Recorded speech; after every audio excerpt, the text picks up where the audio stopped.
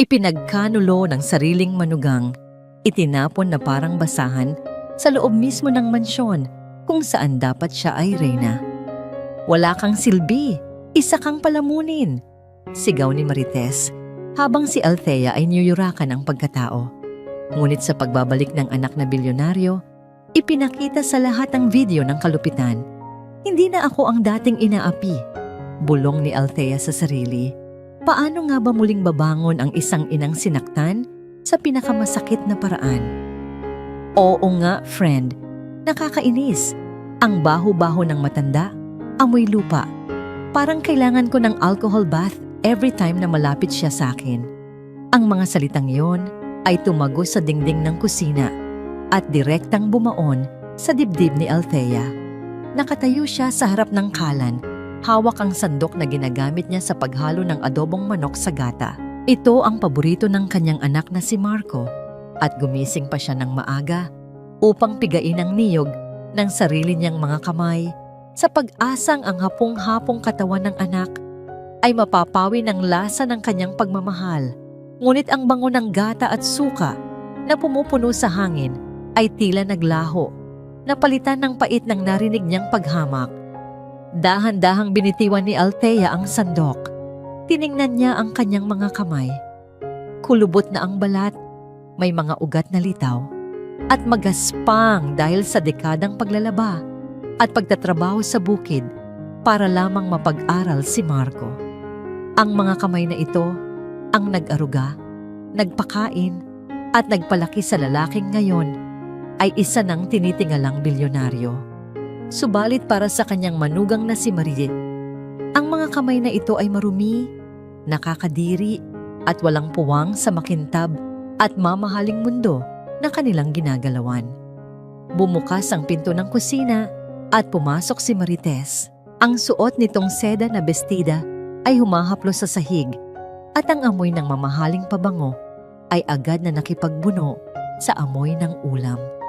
"Oh, nandito ka lang pala," wika ni Marites habang nakataas ang kilay.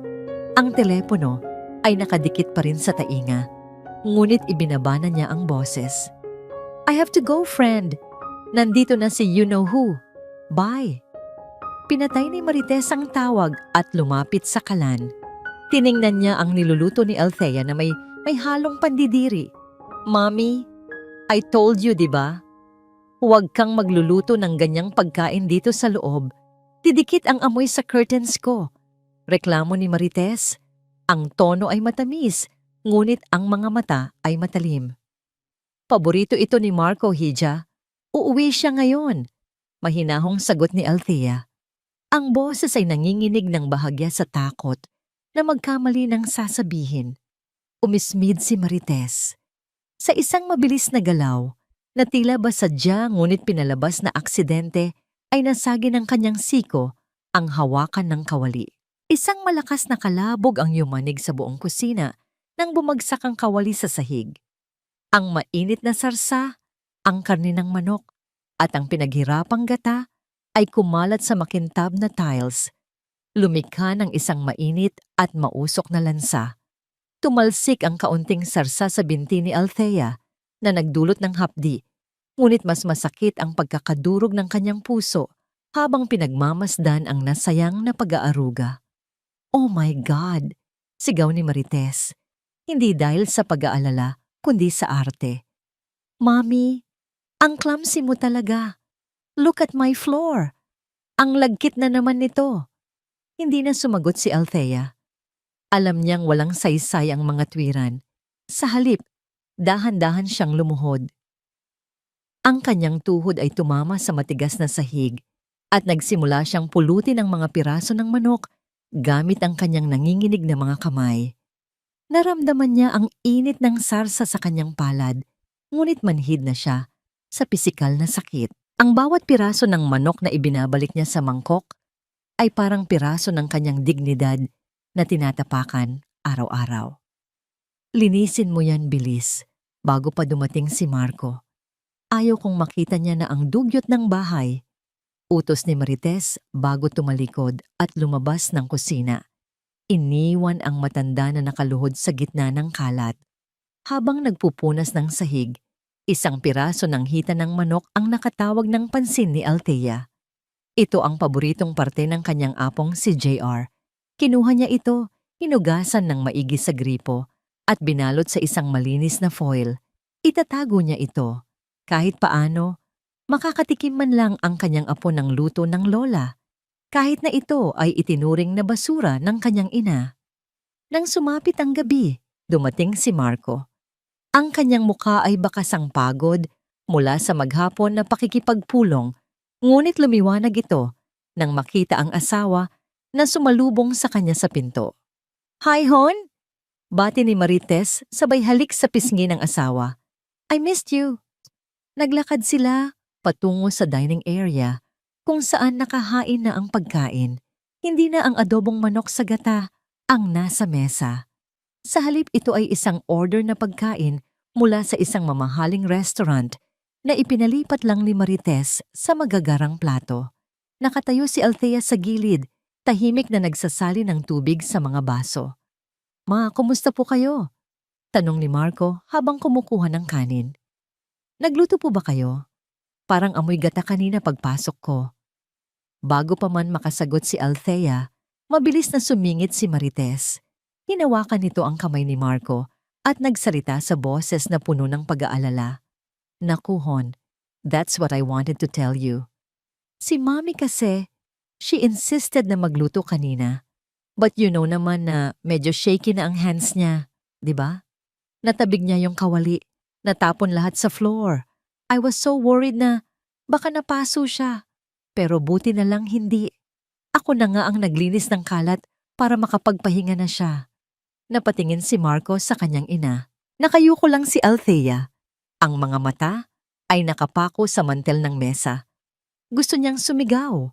Gusto niyang sabihin na hindi siya ang nakatabig. Gusto niyang sabihin na si Marites ang tumulak nito. Pero alam niya ang mangyayari. Magkakaroon ng away. Magagalit si Marco kay Marites. At kapag umalis na ang anak, doble ang parusang tatanggapin niya mula sa manugang.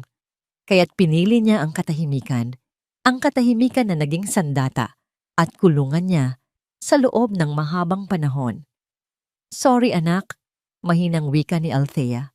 Medyo nanghihina lang siguro ang mga kamay ko." Bumuntong hininga si Marco. "Ma, sabi ko naman sa inyo, huwag na kayong magpapagod. May mga katulong naman tayo." Tumayo si Althea upang lagyan ng tubig ang baso ni Marco. Sa kanyang pag-abot ng pitsel, bahagyang umangat ang manggas ng kanyang lumang duster. Sa ilalim ng madilaw na ilaw ng chandelier, nahagip ng paningin ni Marco ang isang bagay na hindi dapat naroon. Isang malaking pasa, nangingitim at namumula. Tila babakas ng isang matinding pagkakahawak o pagkakadiin. Nasa itaas ito ng pulso ng kanyang ina, sa lugar na madalas hawakan kapag hinihila ang isang tao. Biglang hinawakan ni Marco ang braso ng ina. Napatigil si Althea. Ang tubig sa pitsel ay muntik nang tumapon. "Ma!" Ang boses ni Marco ay seryoso. Ang pagod sa kanyang mukha ay napalitan ng pagkabahala. "Saan galing yan? Bakit may pasa kayo?" Naramdaman ni Althea ang panlalamig ng kanyang buong katawan. Ang pasang yon ay galing sa paghila sa kanya ni Marites kahapon nang pilitin siyang pumasok sa kwarto dahil dumating ang mga amiga nito. Mabilis na kumilos si Marites. Tumawa ito ng bahagya, isang tawang pilit na pilit at hinawakan ang balikat ni Althea. "Oh, yan ba? Hon, remember kanina sa kitchen? Nung nataranta si Mommy sa pagtapon ng ulam, nabunggo niya ang arm niya sa doorframe ng pantry. Ang kulit kasi ni Mommy.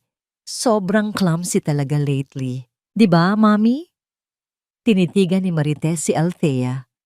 Ang nangiti sa labi ng manugang ay hindi umabot sa mga mata nito. Sa mga matang yon, nakita ni Althea ang banta. "Sumakay ka o malilintikan ka." Dahan-dahang binawi ni Althea ang kanyang braso mula sa pagkakahawak ng anak. Hinila niya pababa ang manggas upang takpan ang ebidensya ng kanyang impyerno. Oo, anak." Pagsisinungaling ni Althea, ang boses ay basag na basag. "Nabunggo lang ako. Wala ito. Tumatanda na kasi. Bumalik si Marco sa kanyang pagkain, ngunit ang kanyang mga mata ay nanatiling nakatitig sa braso ng ina. Ang paliwanag ay tila lohikal, ngunit may kung anong kirot sa kanyang dibdib na nagsasabing hindi iyon ang buong katotohanan. Bakit parang takot ang kanyang ina? Bakit hindi ito makatingin sa kanya ng diretsyo? Sa gabing iyon, habang ang ulan ay nagsimulang pumatak sa labas, isang binhi ng pagdududa ang naitanim sa isipan ni Marco. Isang binhi na didiligan ng mga susunod na pangyayari hanggang sa lumago ito at wasakin ang pader ng kasinungalingan na itinayo sa paligid nila. Ang imahe ng pasang iyon sa braso ni Althea ay parang multong dumadalaw sa isipan ni Marco. Kahit abala siya sa pagbabasa ng mga ulat sa kanyang opisina sa bahay kinabukasan, hindi niya maiwasang sulyapan ng pintuan.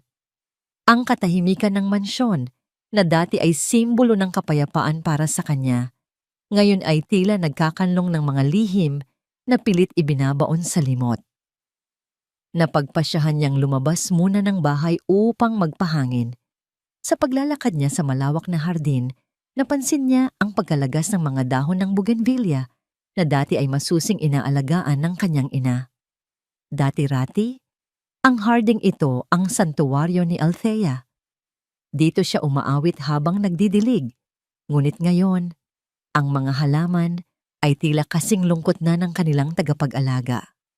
Sa may gate, natanaw ni Marco si Aling Lourdes, ang kanilang kapitbahay na byuda. Nakatayo ito sa tabi ng bakod, tila may hinihintay. Nang makita nito si Marco, kumaway ito nang may halong pag-aalangan. "Marco, iho," bati ni Aling Lourdes nang lumapit si Marco. Ang boses ng matanda ay may bahid ng pag-aalala na hindi nito maitago sa likod ng ngiti. "Magandang umaga. Papasok ka na ba sa opisina?" "Hindi po. La Lourdes, nagpapahangin lang," magalang na sagot ni Marco. "Kumusta po kayo?" Bumuntong hininga ang matanda at sumulyap sa bintana ng kwarto ni Althea sa itaas. "Mabuti naman ako. Kaso, matagal ko nang hindi nakikita ang mami mo. Dati-rati tuwing umaga ay nagkakape kami dito sa tapat o kaya'y nagpapalitan ng ulam. Ilang linggo na siyang hindi lumalabas." Kumunot ang noo ni Marco. Sabi po ni Marites, ayaw daw pong lumabas ni mami dahil sumasakit ang tuhod. Mas gusto raw po niyang magpahinga sa kwarto. Umiling ng dahan-dahan si Aling Lourdes, tila hindi kumbinsido. "Ganoon ba? Noong huli kasi kaming nagkausap, ang sigla-sigla pa niya. Ang sabi niya sa akin, sabik na sabik siyang ipagluto ka ng paborito mong kare-kare. Tapos bigla na lang, nawala." Tinitigan ni Lourdes si Marco ng diretso sa mata. "Iho, silipin-silipin mo naman ang mami mo. Iba ang kutob ko sa mga pasa na nakita ko sa kanya noong nakaraan bago siya tuluyang nagkulong." Parang binuhusan ng malamig na tubig si Marco. "Pasa? Nakakita rin po kayo ng pasa?" Bago pa makasagot si Aling Lourdes, narinig nila ang pagbukas ng main door. Lumabas si Marites. Suot ang kanyang designer sunglasses at workout clothes kahit hindi naman ito pinapawisan. "Hon!" tawag ni Marites. Ang boses ay matinis at nagpapanggap na masigla. Lumapit ito at kumapit sa braso ni Marco, sabay tapon ng matalim na tingin kay Aling Lourdes. "Why are you talking to her? You know naman na chismosa yang matandang yan sa buong village." "Kinukumusta lang niya si Mami," sagot ni Marco. Tinatansya ang reaksyon ng asawa. Sabi niya, may nakita raw siyang mga pasa kay Mami dati. Tumawa ng mapakla si Marites. "Oh please Hon, alam mo naman ang matatanda. Mahilig mag-imagine. Sabi ko nga sa'yo, clumsy si Mami. Ilang beses ko na siyang sinabihan na mag-ingat. Ako na nga ang nag-aalaga. Ako pa ang masama sa paningin ng mga usiserang kapitbahay." Hinila niya si Marco palayo. "Let's go inside. Ang init dito, masisira ang skin ko." Sumunod si Marco, ngunit ang bigat sa kanyang dibdib ay lalo lamang nadagdagan. Ang pagtatanggol ni Marites ay tila masyadong mabilis, masyadong handa. Nang hapong iyon, habang nasa kusina si Marco para kumuha ng tubig, napansin niya ang basurahan sa ilalim ng lababo. Puno ito, at sa ibabaw ng mga balat ng prutas ay may isang bagay na kumintab. Yumuko siya at pinulot ito. Isang banig ng gamot, amlodipine. Ito ang maintenance medicine ng kanyang ina para sa high blood pressure. Halos puno pa ang banig, kulang lang ng 1 o 2 tableta. Nanginig ang kamay ni Marco. Bakit itatapon ito? Alam niyang mahalaga ang bawat tableta nito para sa buhay ng kanyang ina. Sakto namang pumasok si Marites para kumuha ng yogurt. Nang makita niyang hawak ni Marco ang gamot, bahagyang nanlaki ang kanyang mga mata. Ngunit agad itong napalitan ng isang naiinis na ekspresyon. Bakit nasa basurahan ito, Marites? Tanong ni Marco. Pinipilit na maging kalmado ang boses. Gamot ito ni Mommy. Ay nako, irap ni Marites habang binubuksan ang ref. Expired na yan, hon. I checked it yesterday. I bought her a new one. Yung imported at mas mahal. Masiyang siya doon. Don't worry, hindi ko papabayaan ng mommy mo. Tiningnan ni Marco ang expiry date sa likod ng banig. 2025. 2 taon pa bago ito mapaso. Isang matinding pagdududa ang gumapang sa kanyang kalamnan. Nagsisinungaling si Marites. Pero bakit? Bakit niya itatapon ang gamot at sasabihing expired na ito? At nasaan ang sinasabi niyang bagong gamot? Wala siyang nakitang ibang bote ng gamot sa mesa ng ina kanina. Hindi niya kinumpronta ang asawa. Sa halip, ibinalik niya ang gamot sa bulsa ng kanyang pantalon. Okay, simpleng sagot ni Marco. Salamat sa pag-aasikaso kay Mommy. Tumalikod siya para umalis. Ngunit bago siya umakyat, sumulyap siya sa veranda. Doon, sa isang sulok na hindi naaabot ng ilaw, nakaupo si Althea. Yakap-yakap nito ang sarili, nakatingin sa kawalan. Sa ilalim ng malawak at marangyang bubong ng mansyon na ipinatayo ni Marco para sa kanilang pamilya, ang kanyang ina ay mukhang isang dayuhan, maliit, takot, at nag-iisa. Ang puso ni Marco ay piniga ng matinding konsensya. Nasaan siya noong mga panahong unti-unting namamatay ang ningning sa mga mata ng kanyang ina. Masyado siyang nabulag ng kanyang trabaho at ng matatamis na salita ng kanyang asawa. Pumasok si Marco sa kanyang home office at isinara ang pinto. Ibinaba niya ang blinds upang walang makakita sa kanya. Ang kanyang mga daliri ay nanginginig habang dinudukot ang telepono. Alam niyang sa oras na gawin niya ito, wala nang bawian. Maaring masira ang kanyang pamilya, maaring gumuho ang kanyang paniniwala sa kanyang asawa. Pero ang imahe ng nanginginig na balikat ng kanyang ina ang nagbigay sa kanya ng lakas ng loob. Tinawagan niya ang kanyang pinagkakatiwalaang assistant. Hello, Sir Marco? Sagot ng nasa kabilang linya. Huminga ng malalim si Marco. Ang hangin ay tila punyal sa kanyang lalamunan. Kanselahin mo ang lahat ng meetings ko bukas. Utos niya. Ang boses ay mababa at seryoso. At hanapan mo ako ng pinakamagaling na team na nag-i-install ng hidden cameras. Gusto ko yung mga klase na hindi madedetect kahit anong scanner ang gamitin. Ngayon din, ibinaba niya ang telepono at tumingin sa litrato nilang mag-asawa sa ibabaw ng mesa. Ang nangiti ni Marites sa larawan ay tila ng uuyam. Kung tama ang kanyang hinala, ang nangiting iyon ni iyon ay hindi isang nangiti ng pagmamahal, kundi isang maskara ng isang halimaw. At sisiguraduhin niyang sa pamamagitan ng mga matang hindi natutulog, mahuhubaran niya ito ng tuluyan. Mabigat ang bawat hakbang ni Marco habang hila-hila ang kanyang maleta palabas ng kwarto. Ang hangin sa loob ng mansyon ay tila naninikip, punong-puno ng mga lihim na hindi masabi. Sa ibaba ng hagdan, naghihintay si Marites, suot ang isang silk robe na nagkakahalaga ng higit pa sa kinikita ng isang karaniwang pamilya sa loob ng 1 taon. Hon, are you really sure na ayaw mong sumama ako sa Cebu? Tanong ni Marites habang inaayos ang kwelyo ng polo ng asawa. Ang kanyang mga daliri ay malambot at mabango. Ngunit sa pagkakataong ito, naramdaman ni Marco ang lamig na dulot ng kanyang pagdududa. Mabilis lang ito, babe. Pagsisinungaling ni Marco. Ito ang unang pagkakataon na nagsinungaling siya sa kanyang asawa nang walang bahid ng konsensya dahil alam niyang ito ay para sa katotohanan. Emergency board meeting. I'll be back in 2 days. Ikaw na muna ang bahala kay Mommy at kay JR. Don't worry about us.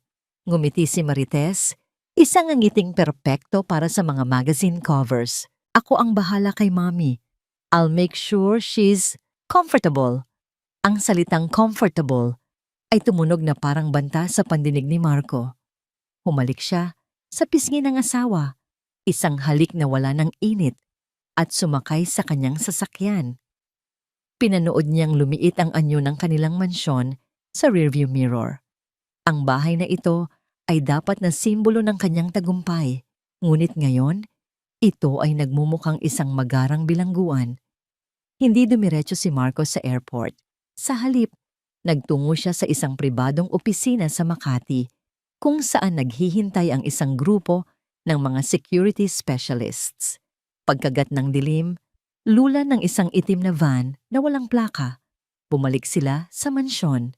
Alam ni Marco ang schedule ng kanyang asawa. Tuwing Martes ng gabi, abala si Marites sa kanyang online spa session sa kwarto nito na may sound-canceling walls habang ang mga kasambahay ay nasa kani-kanilang quarters na. Ito ang tamang oras. Pumasok sila sa service entrance. Ang pakiramdam ni Marco ay parang isang magnanakaw na lumuloob sa sarili niyang tahanan. Ang bawat paghinga niya ay pigil. Ang bawat galaw ay maingat. Sir, mayroon tayong 2 oras. Bulong ng head technician. Tumango si Marco. Mabilis at walang ingay na kumilos ang mga tauhan. Naglagay sila ng mga microcameras sa mga lugar na hindi mapapansin ng karaniwang mata. Sa loob ng smoke detector sa kusina, sa mata ng decorative owl sa sala, at sa pagitan ng mga libro sa estante. Ang mga matang ito ay hindi kumukurap, hindi natutulog, at higit sa lahat, hindi nagsisinungaling. Habang abala ang mga technician sa sala, dahan-dahang umakyat si Marco sa ikalawang palapag. Tinungo niya ang kwarto ng kanyang ina. Pinihit niya ang seradura ng dahan-dahan upang hindi lumikha ng ingay. Sa loob, ang silid ay madilim. Tanging ang liwanag ng buwan na tumatagos sa bintana ang nagbibigay tanglaw. Nakita niya si Althea na nakahiga sa kama, balot na balot ng kumot kahit na hindi naman gaanong malamig ang gabi. Lumapit si Marco. Sa malapitan, nakita niya ang lalong pagpayat ng kanyang ina. Ang mga pisngi nito ay humpak at may bakas ng takot sa mukha nito kahit sa pagtulog. Tila ba kahit sa panaginip ay may kung anong anino na humahabol sa kanya. Dahan-dahang inabot ni Marco ang kamay ng ina na nakalabas sa kumot. Malamig ito at magaspang. Ang balat ay tila papel na sa nipis. Sa pagdampi ng kanyang palad, biglang napaigtad si Althea. Humigpit ang hawak ng matanda sa unan at umungol ng mahina. Isang tunog ng takot na nagmumula sa kaibuturan ng kanyang pagkatao. Patawad! Patawad! Bulong ni Althea sa kanyang pagtulog. Ang noo ay kumakunot sa isang masamang panaginip. Parang pinipiga ng isang kamay na bakal ang puso ni Marco. Bakit humihingi ng tawad ang kanyang ina? Anong klaseng takot ang nakatanim sa isipan nito para dalhin ito hanggang sa pagtulog? Gusto niya itong gisingin, yakapin, at sabihing narito na siya, natapos na ang paghihirap. Ngunit alam niyang hindi pa ito ang tamang oras. Ang anumang maling galaw ngayon ay magbibigay ng pagkakataon kay Marites na magtakip at baliktarin ang sitwasyon. Kailangan niyang tiisin ang sakit ng panunood ngayon para sa ganap na kaligtasan ng ina bukas. Isang senyas ng head technician Mula sa pintuan ang pumutol sa kanyang emosyon. Tapos na sila sa ibaba. Kailangan na nilang maglagay sa kwartong ito. Tumango si Marco at lumayo sa kama ng dahan-dahan. Pinasok ng technician ang isang maliit na aparato sa likod ng air freshener sa ibabaw ng cabinet. Isang pwesto na makikita ang buong kwarto ngunit hindi mapapansin ni Marites.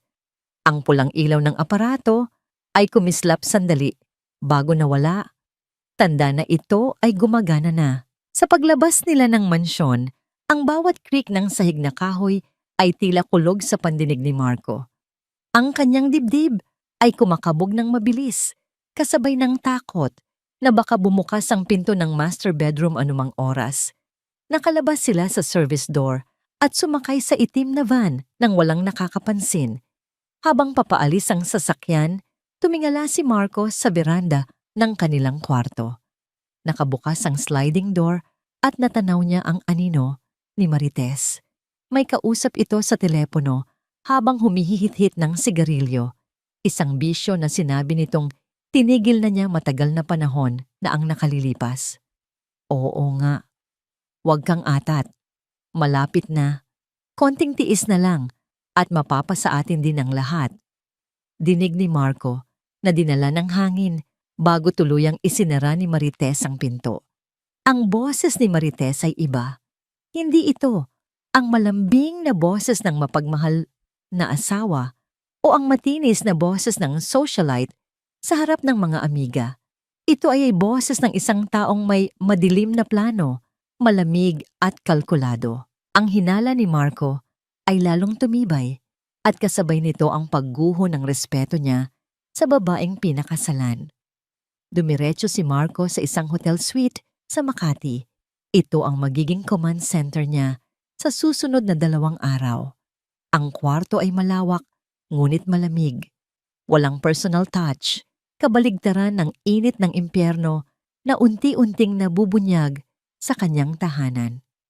Ang puting pader at amoy ng disinfectant ay nagbigay sa kanya ng pakiramdam na siya ay nasa isang ospital, naghihintay ng resulta ng isang malubhang sakit.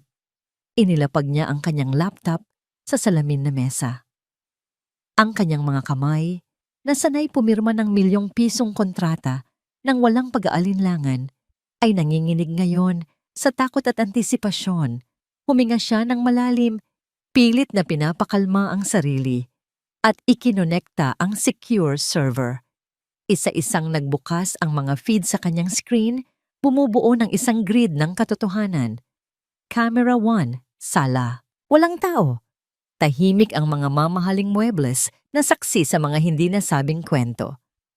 Camera 2, kusina. Malinis, ngunit alam niya ang dumi at lansa na tinatago nito. Camera 3, kwarto ni Althea. Nakita niya ang kanyang ina sa real-time, muling namimilipit sa kama, tila binabangungot pa rin. Gusto niyang abutin ang screen at haplusin ito.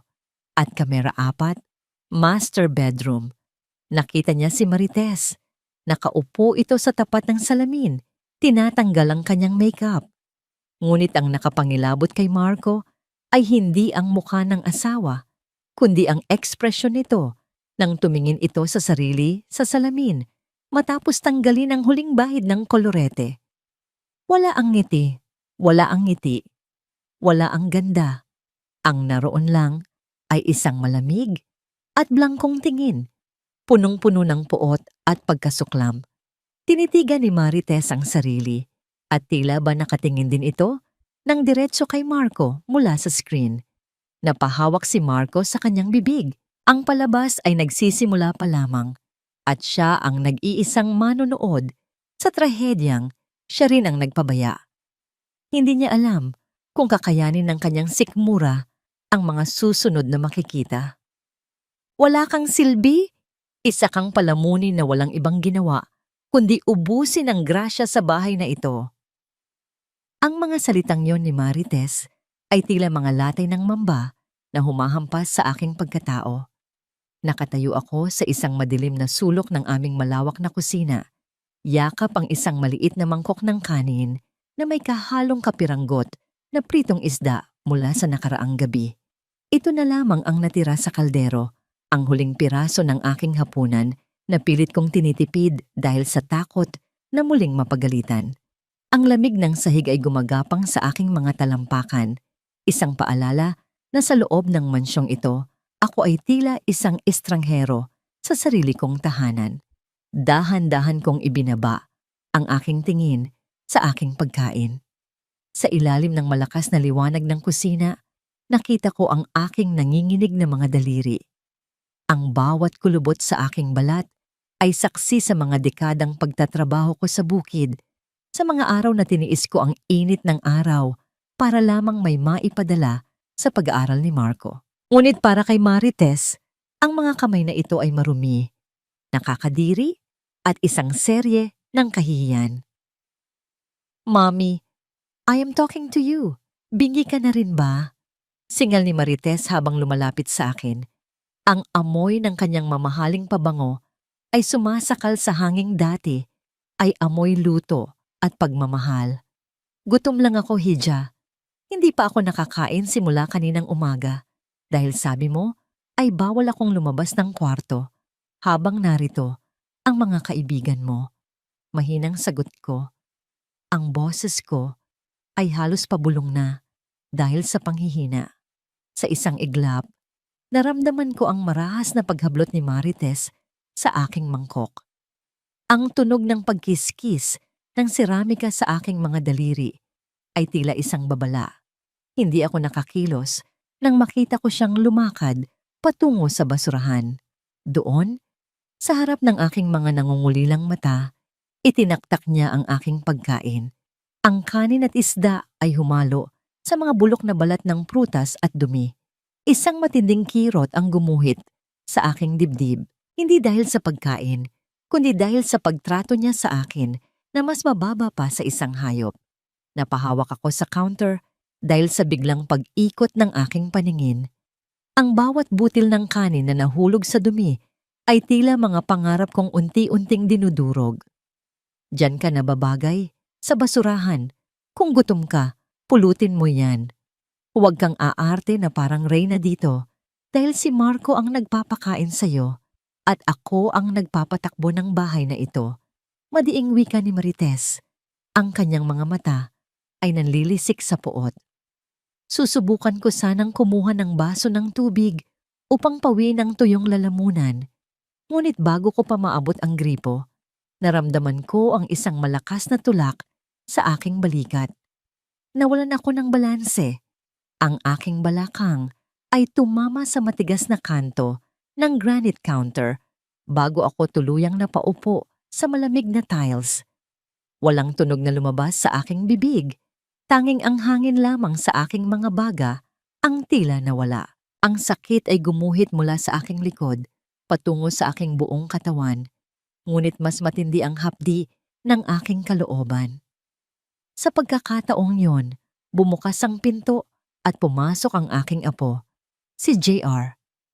Ang kanyang mga mata ay nanlaki nang makita ako sa sahig. "Lola, are you okay?" Sigaw ng bata habang tumatakbo patungo sa akin. Ang kanyang maliit na kamay ay handa na sanang humawak sa akin, ang tanging init na inaasahan ko sa gabing iyon. Ngunit bago pa man niya ako maabot, mabilis siyang hinablot ni Marites. Ang marahas na paghila niya sa bata ay nagdulot ng gulat sa munti nitong mukha. "No, baby. Don't touch her. Dirty si Lola, okay? Baka mahawa ka ng germs at maging mabaho ka rin tulad niya." Bulyaw ni Marites habang pilit na inilalayo ang aking apo sa akin. Nakatitig lamang ako sa kanila mula sa aking kinalulugmukan sa sahig. Ang sakit sa aking balakang ay tila isang apoy na dahan-dahang kumakalat. Ngunit mas matindi ang hapdi ng bawat salitang lumalabas sa bibig ng aking manugang. Ang aking apo, ang batang ako ang nagpatulog at nag-alaga mula nang siya ay isilang, ay tumingin sa akin ng may halong takot at pagkalito. Nakita ko ang pangingilid ng luha sa kanyang mga mata at ang pagnanais na abutin ako, ngunit ang mahigpit na pagkakahawak ni Marites sa kanyang braso ay tila isang pader na hindi ko na kayang tibagin. Dahan-dahan kong ibinaba ang aking mga kamay na kanina ay nakaunat sa kanya. Hinayaan ko ang aking sarili na muling mapayuko. Itinatago ang aking mga mata sa ilalim ng aking gulugulong buhok. Nararamdaman ko ang pagtulo ng aking sariling luha na bumabagsak sa makintab na tiles at humahalo sa dumi ng itinapon na pagkain. Wala akong nagawa kundi ang panoorin ang kanilang mga paa na papalayo sa akin hanggang sa ang tanging marinig ko na lamang ay ang katahimikan ng kusina na tila ba sumasakal sa aking hininga. Sa kabilang dako, malayo sa mansyong yon, nakatitig si Marco sa screen ng kanyang laptop sa loob ng madilim na kwarto ng hotel. Ang bawat eksenang nasasaksihan niya ay tila isang punyal na paulit-ulit na bumabaon sa kanyang puso. Ang kanyang mga kamay ay nakakuyom ng mahigpit hanggang sa mamuti ang kanyang mga kasukasuan. At ang kanyang panga ay naninigas sa matinding pagpipigil ng galit. Nakita niya ang bawat tulak, narinig ang bawat insulto, at naramdaman ang bawat patak ng luha ng kanyang ina na tila ba sa kanya rin bumabagsak. Hindi niya akalain na ang asawang kanyang pinagkatiwalaan at minahal ay may itinatagong ganitong klaseng kadiliman. Ang babaeng nangako sa harap ng altar na mamahalin din ang kanyang ina ay siya palang unti-unting pumapatay sa espiritu nito. Sa bawat minutong lumilipas sa recorded na video, ang pagmamahal ni Marco kay Marites ay unti-unting nalulusaw. Napapalitan ng isang malamig at matinding puot na hindi niya kailanman inakalang mararamdaman niya para sa sinuman. Muling tiningnan ni Marco ang imahe ng kanyang ina sa screen. Nakita niya si Althea na pilit na tumatayo mula sa sahig, hawak ang kanyang balakang at dahan-dahang naglalakad patungo sa basurahan upang linisin ang kalat, kahit na ang bawat galaw nito ay bakas ang matinding hirap. Ang kanyang ina, ang reyna ng kanyang buhay, ay naging isang alipin sa sarili nitong tahanan dahil sa kanyang sariling kapabayaan. Isang tanong ang paulit-ulit na umaalingaw-ngaw sa isipan ni Marco habang pinagmamasdan ang nagdurusa niyang ina. Hanggang kailan pa kaya tiniis ng kanyang ina ang ganitong klaseng impyerno para lamang hindi masira ang kanyang pamilya? Hanggang kailan pa kaya siya nabulag ng mga matatamis na salita at huwad ng ngiti ng asawang traidor? Sa gabing iyon, habang ang ulan ay malakas na humahampas sa bintana ng hotel, isang sumpa ang binuo ni Marco sa kanyang puso.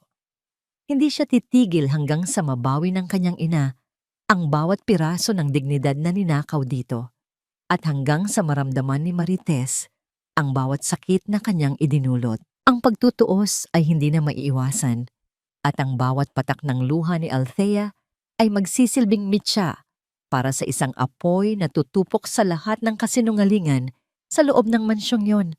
Mami, huwag mo nang balaking isuot yan. Magmumukha kang katulong sa harap ng mga bisita ko. Nakakahiya. Ang mga salitang yon ni Marites ay tila isang malamig na hampas ng hangin sa aking mukha habang hawak ko ang aking pinakaingat-ingatang bestida. Ito ay kulay asul na may kaunting borda sa laylayan. Ang huling regalo sa akin ni Marco noong kaarawan ko, 3 taon na ang nakalilipas. Maingat ko itong nilabhan at nirepasa sa pag-asang magiging maayos ang aking itsura para sa pagdiriwang ng tagumpay ng aking anak. Ngunit sa isang iglap, ang kakarampot na kumpiyansang naramdaman ko ay natunaw sa ilalim ng mapanghusgang tingin ng aking manugang. Nakatayo ako sa gitna ng aking silid, habang sa labas ay naririnig ko ang abalang paggalaw ng mga tauhan ng catering. Ang mansyon ay punong-puno ng amoy ng mga mamahaling bulaklak na tila ba nanggagaling sa isang hardin ng paraiso. Ang bawat sulok ay kumikinang sa ilalim ng mga bagong kabit na dekorasyon para sa gaganaping success party ni Marco. Ngunit sa loob ng aking dibdib, ang dilim ay tila lalong lumalalim. Pero Marites, ito lang ang maayos kong maisusuot. Mahina kong tugon, ang aking tinig ay bahagyang nanginginig Habang hinahaplos ang tela ng bestida, inagaw ni Marites ang damit mula sa aking mga kamay at itinapon ito sa ibabaw ng kama nang walang pag-aalinlangan. Isuot mo ang lumang duster mo na kulay abo. At least, mukha kang kagalang-galang na matanda na nasa background lang. Huwag kang hahalo sa mga VIP guests. Manatili ka sa tabi ni JR o kaya sa kusina para tumulong sa pag-aasikaso ng mga kailangan. Do not embarrass me tonight, Mommy. This is a big night for Marco and a bigger night for my social standing. Tinalikuran niya ako nang walang kahit anong bakas ng pagsisisi. Naiwan akong nakatitig sa aking mga paa sa mga kalyo na bunga ng paglalakad sa mainit na pilapil noon para lang makatipid ng pamasahe at maipadala ang buong sweldo ko sa Maynila para sa kanyang matrikula. Ang asul na damit na yon ang tanging bagay na nagpaparamdam sa akin na ako ay tao pa rin, na ako ay ina ng isang bilyonaryo. Pero sa paningin ni Marites, ang tela nito ay tila isang mantsa sa kanyang perpektong buhay. Dahan-dahan kong isinuot ang lumang duster na kulay abo. Magaspang ang tela nito sa aking balat at ang bawat haplos nito ay tila nagpapaalala sa akin ng aking kinalalagyan. Amoy aparador ito. Amoy luma. Amoy ng isang taong kinalimutan na ng panahon. Habang kinakabit ko ang mga butones, naramdaman ko ang kirot sa aking balakang mula sa pagkakahulog ko sa kusina kagabi. Ang bawat galaw ko ay may kasamang hininga ng sakit, ngunit mas matindi ang hapdi ng aking kalooban habang naririnig ko ang tawanan ng mga bisitang nagsisimula nang dumating sa ibaba. Lumabas ako ng kwarto at tumayo sa balkonahe na nakadungaw sa malawak na sala. Doon, nakita ko si Marites. Siya ang sentro ng atensyon, nakasuot ng isang makinang na gown na tila ba hinaluan ng mga bituin. Ang kanyang bawat tawa ay tunog ng musika sa pandinig ng mga bisita, ang bawat galaw niya ay puno ng grasya. Siya ang perpektong asawa, ang perpektong babae sa paningin ng mundo. Nakita ko si Marco na nasa tabi niya. Formal sa kanyang suot na tuxedo, ngunit may kakaibang dilim sa kanyang mga mata na hindi ko maipaliwanag. Tila ba malayo ang kanyang iniisip kahit na kinakamayan niya ang mga pinakamakapangyarihang tao sa bansa. Lola, bakit po kayo nandyan sa dilim? Naramdaman ko ang maliit na kamay ni JR na humawak sa dulo ng aking duster. Yumuko ako at pinilit na ngumiti sa aking apo. Sa gitna ng lahat ng marangyang dekorasyon at mga taong nagpaplastikan, ang mukha lamang ni JR ang nagbibigay sa akin ng dahilan para huminga. Pinunasan ko ang kanyang pisngi, isang tahimik na haplos na puno ng pangungulila. Dito lang si Lola, Apo. Binabantayan ka. Bulong ko. Sabi ni Mami, huwag daw po kitang kakausapin sa harap ng friends niya kasi kailangan niyo raw po ng rest. Pero I want to stay with you po. Wika ng bata sa kanyang inosenteng tinig. Huminga ako ng malalim, pilit na pinipigilan ng luha na muling pumatak. Ang bawat salita ni Marites ay tila lason na unti-unting kumakalat sa isipan ng aking apo. Binubura ang anumang alaala ng pagmamahal na itinanim ko sa kakanya. Inakay ko si JR patungo sa isang sulok ng hardin, malayo sa mga kumukutitap na ilaw at malalakas na tawanan. Doon, sa ilalim ng puno ng mangga na hindi naaabot ng liwanag ng party, naupo kami sa isang maliit na bangko. Mula sa malayo, narinig ko ang anunsyo ng MC. Ang tinig nito ay umalingaw-ngaw sa buong mansyon, humihingi ng atensyon ng lahat. Ang success party ay nasa rurok na. Nakita ko si Marco na umakyat sa maliit na entablado. Hawak ang isang mikropono. Ang lahat ng mata ay nakatuon sa kanya. Ang lahat ay naghihintay ng kanyang pasasalamat, ng kanyang kwento ng tagumpay. Ngunit bago pa man makapagsalita si Marco, nakita ko ang paglapit ni Marites sa kanya, humawak sa kanyang braso nang may pagmamalaki. Ang maskara ng perpeksyon ay suot-suot pa rin niya ng buong ningning.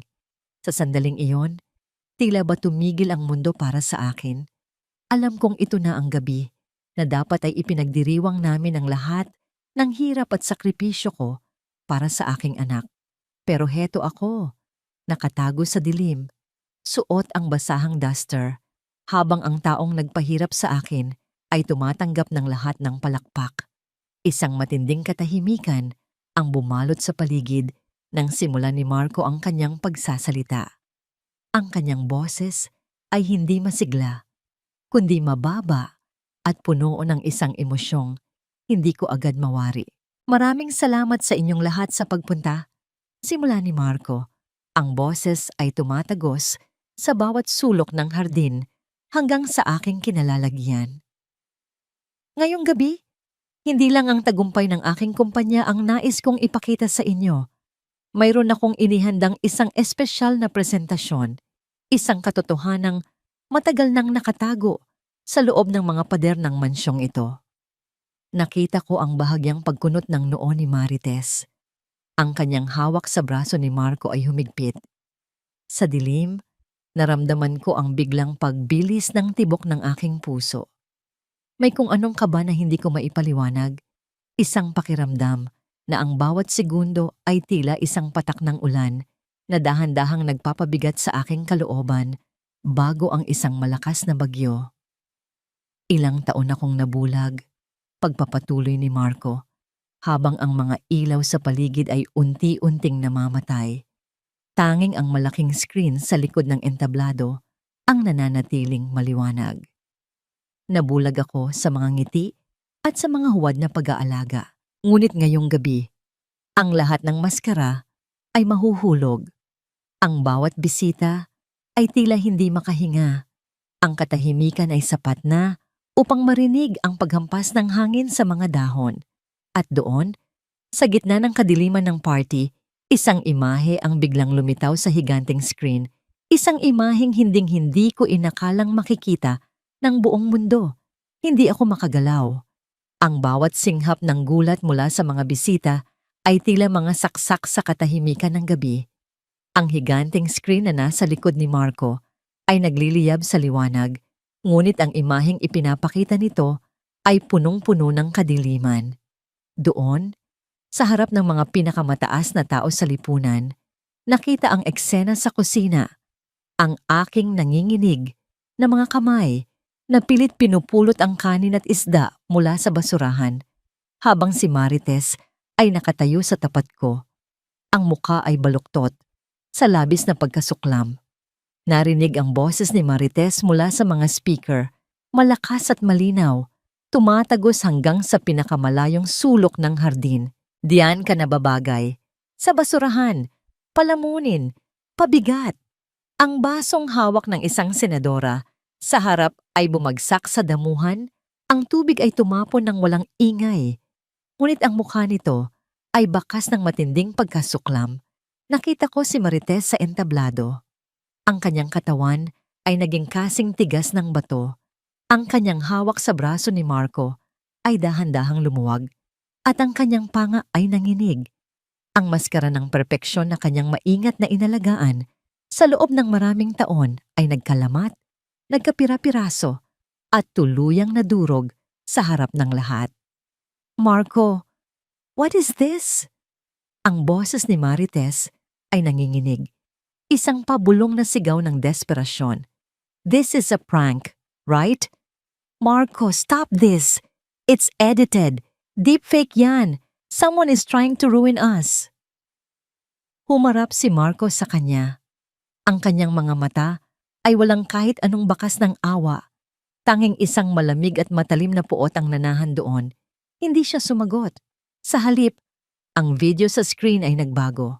Lumitaw ang kuha mula sa aming sala kung saan tinulak ni Marites ang aking balikat hanggang sa ako ay mapaupo sa sahig, hawak ang aking balakang sa matinding sakit. Ang tunog ng pagbagsak ng aking katawan sa tiles ay tila umalingaw sa buong mansyon, nagdulot ng panibagong bugso ng bulong-bulungan na parang mga bubuyog na nagkakagulo. Marco, please!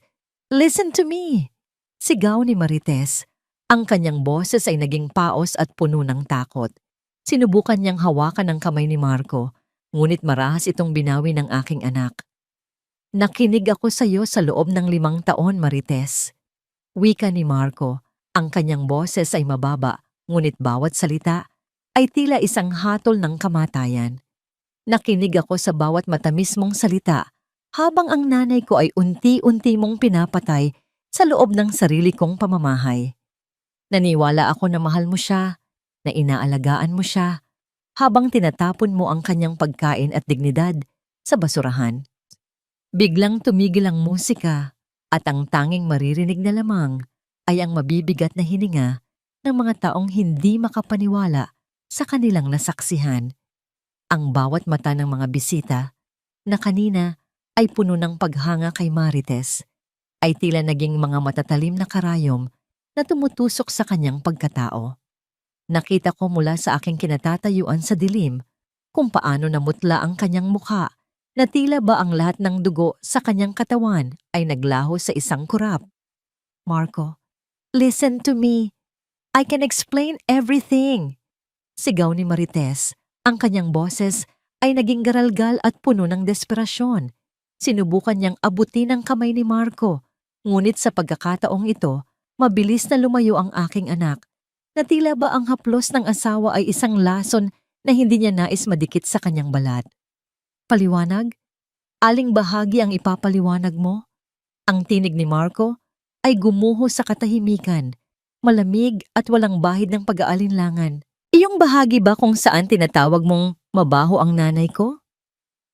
O yung bahagi kung saan pinupulot niya ang pagkain sa basurahan dahil sa kalupitan mo? Isang malakas na bulungan ang sumabog sa paligid. Naririnig ko ang mga salitang walang puso, mapagkunwari at halimaw na nagmumula sa mga taong kanina lamang ay humahalik sa kamay ni Marites. Ang kahihiyan ay tila isang malapot na putik na bumabalot sa kanyang makinang na gown. Sa sandaling iyon, hindi siya ang reyna ng gabi. Siya ay isang bilanggo sa gitna ng sarili niyang entablado. Marco, please. Think about JR. Think about our family. Muling pagmamakaawa ni Marites, lumuhod na siya sa harap ni Marco. Ang kanyang mga luha ay sumisira sa kanyang perpektong makeup, lumilikha ng mga itim na guhit sa kanyang pisngi na tila ba mga bitak sa isang porselanang manika. Huwag mong gamitin ang anak ko para itago ang dumi mo, madiing sagot ni Marco. Dahil kahit si JR pinagkaitan mo ng pagmamahal ng lola niya, itinanim mo sa isipan niya na marumi ang sarili niyang dugo. Humarap si Marco sa mga bisita at sa kanyang pagkilos, ang screen sa likod ay nagpakita ng huling video, ang eksena kung saan itinatapon ni Marites ang aking mga gamot sa basurahan habang sinasabing expired na ang mga ito. Gayong malinaw na nakita sa kamera ang petsa ng pagkakagawa. Isang kolektibong singhap ng galit ang umalingaw-ngaw sa hardin. Security? Tawag ni Marco. Ang boses ay hindi nanginginig. Ilabas ang babaeng ito sa pamamahay ko. Ngayon din. No. Marco, you can't do this to me. I am your wife. Hiyaw ni Marites habang hinahawakan siya sa magkabilang braso ng mga lalaking nakauniforme. Walang nagawa si Marites kundi ang magpumiglas.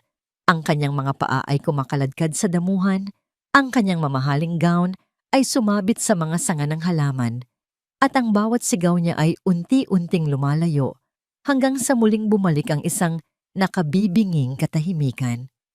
Naiwan si Marco sa entablado, nakatitig sa kawalan. Ang kanyang mga balikat ay dahan-dahang bumaba. Tila ba ang lahat ng bigat ng mundo ay biglang pumatong sa kanya. Nakita ko ang kanyang paglingon sa dilim. Hinahanap ang kinalalagyan ko. Ang aming mga mata ay nagtagpo sa gitna ng malawak na hardin.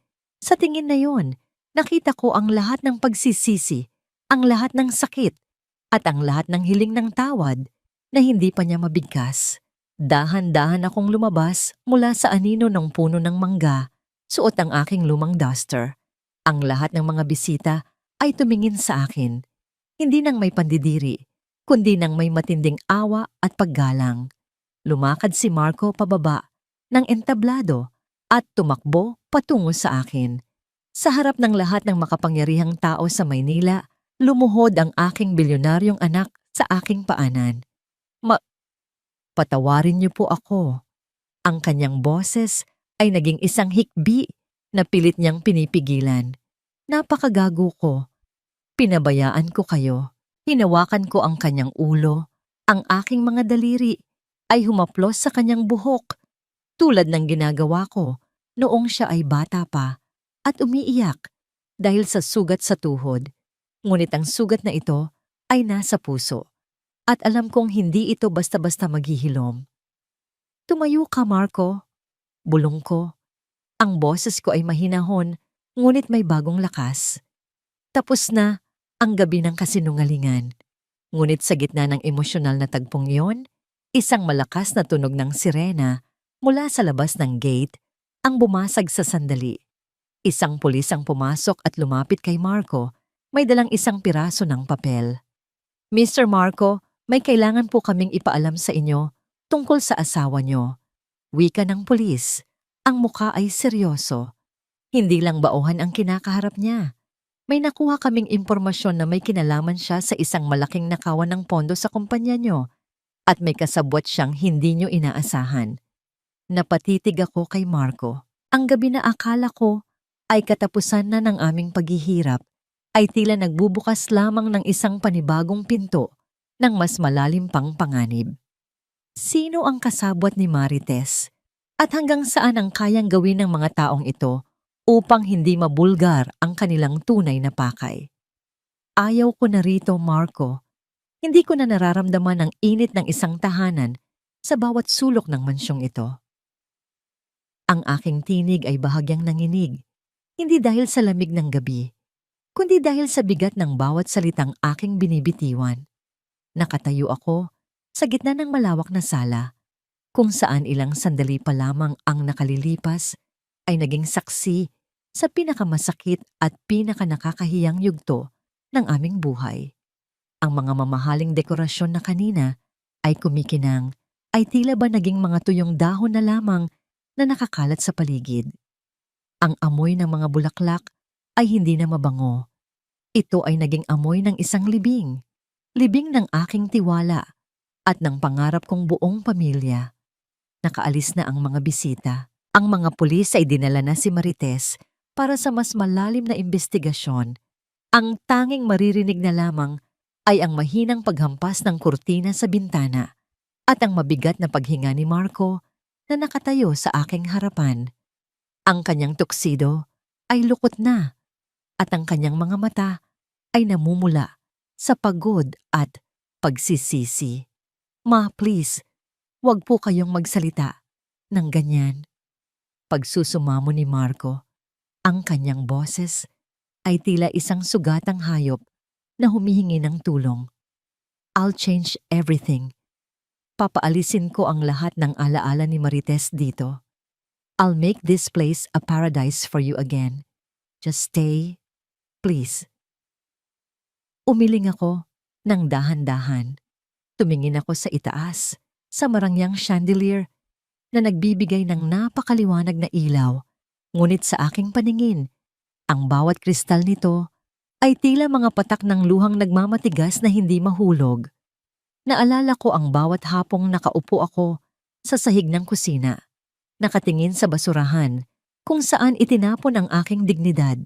Naalala ko ang bawat gabi na kailangan kong ikulong ang aking sarili sa kwarto dahil natatakot ako sa boses ng aking manugang. Ang bawat pader dito, Marco, ay may boses na bumubulong sa akin ng lahat ng pang-aalipusta niya. Bulong ko, ang aking mga kamay ay dahan-dahang humaplos sa malambot na tela ng aking lumang duster.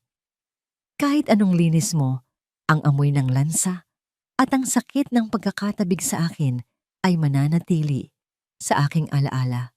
Hindi sapat ang ginto at marmol para gamutin ang isang pusong winasak sa loob mismo ng kanyang palasyo. Lumapit si Marco at sinubukang hawakan ang aking mga kamay, ngunit naramdaman ko ang aking sariling pag-atras.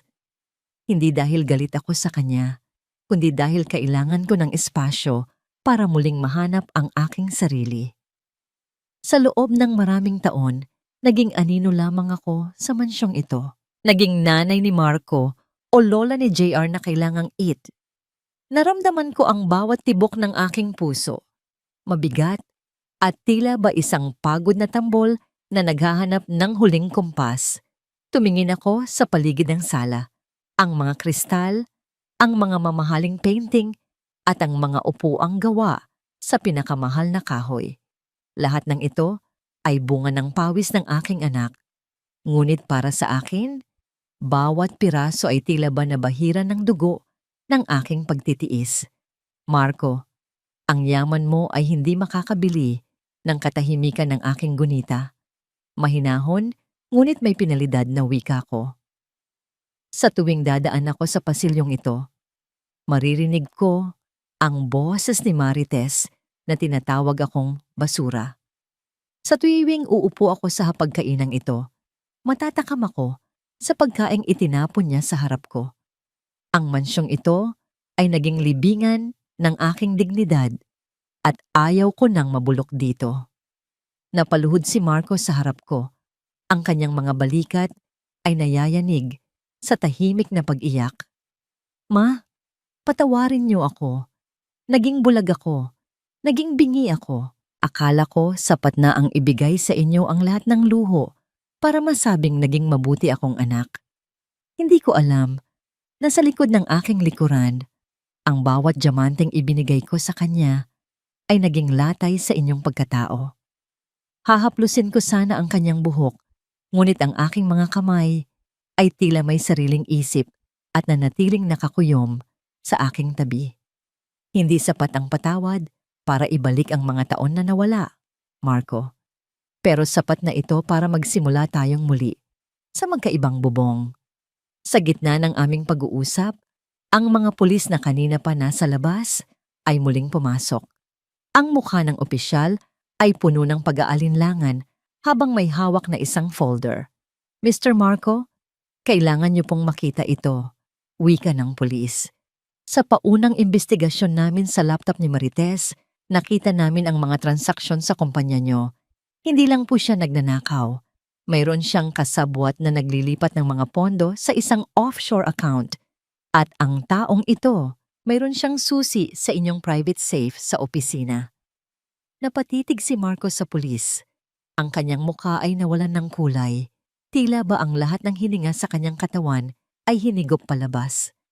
Sino? Sino ang kasabwat niya? Hindi pa namin pwedeng sabihin ang buong pangalan dahil sa ongoing investigation, pero ang inisyal ay SV.